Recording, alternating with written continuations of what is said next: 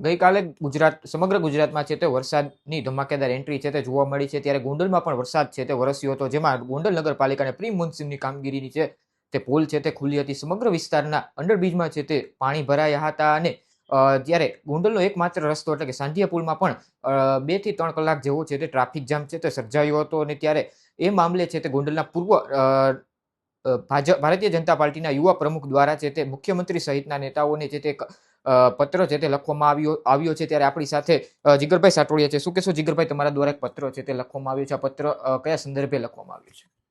અત્યારે જ્યારે ચોમાસાની ઋતુ ચાલી રહી છે અને ગોંડલમાં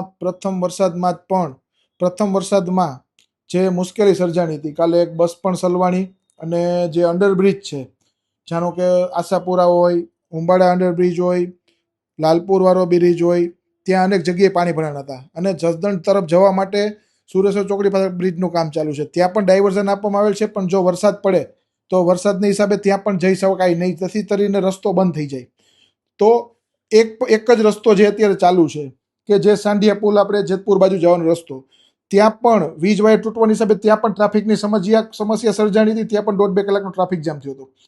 તો આનું અત્યારે ગુંદાળા રોડ ઉપર રેલવે ફાટકના ઓવરબ્રિજનું કામ જે અતિ ગોકળ ગતિએ જે ધીમી ધારે ચાલી રહ્યું છે, તેને તાત્કાલિક જો પૂર્ણ કરવામાં આવ્યું હોત તો છે આ સમસ્યા ન થાત.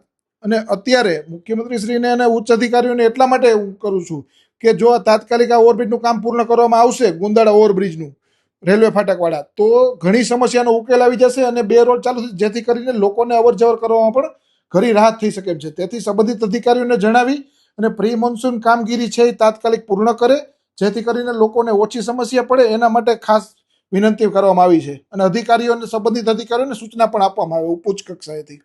આવનારા દિવસોમાં જો નહીં કરવામાં આવે તો આવનારા દિવસોમાં શું કરશે?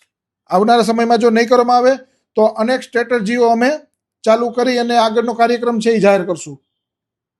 આ હતા જીગરભાઈ સાટોડિયા, જેના દ્વારા જણાવવામાં આવ્યું કે આવનારા દિવસોમાં જો છે તે કામ પૂરું નહીં કરવામાં આવે તો સ્થાનિક લોકોને સાથે રાખીને જે કંઈ પણ છે તે કરવું પડશે તે કરવામાં આવશે. ક્રિસ પટેલ, નવજીવન ન્યૂઝ, ગોંડલ.